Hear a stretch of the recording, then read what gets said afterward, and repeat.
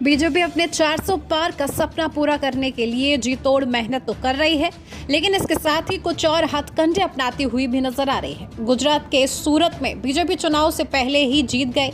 सूरत में बाकी पार्टी के उम्मीदवारों ने अपना दावा वापस ले लिया और इस कारण भाजपा प्रत्याशी मतदान से पहले ही निर्विरोध जीत गए।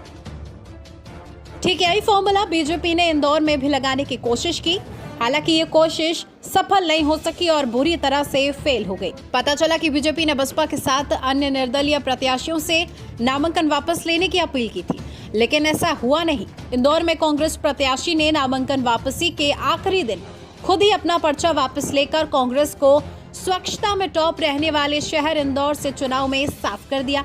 मध्य प्रदेश के इंदौर में बीजेपी का मिशन सूरत पूरी तरह से कामयाब नहीं हो सका। दरअसल बीजेपी की इंदौर में कोशिश थी कि यहां भी बीजेपी प्रत्याशी निर्विरोध चुन लिया जाए।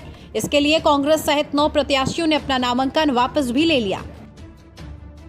चुनाव लड़ रहे निर्दलीय प्रत्याशी और बसपा प्रत्याशी से बात की, जिन्होंने कहा बीजेपी नेताओं ने उन्हें प्रलोभन दिया और दबाव बनाया कि वो अपना नामांकन वापस ले ले।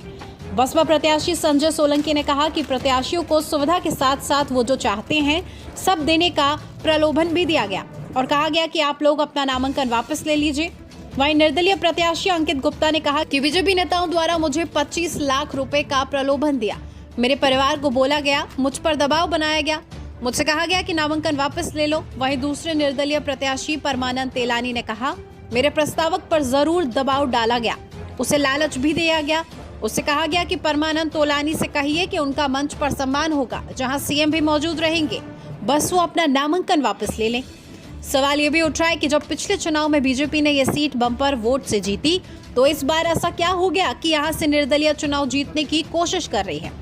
कुछ लोग इसे 400 पार के नारे से जोड़कर देख रहे हैं, तो विपक्ष इसे बीजेपी की रणनीति बता रहा है। विपक्ष का आरोप है कि बीजेपी ऐसा करके देश में लोकतंत्र को खत्म करना चाहती है।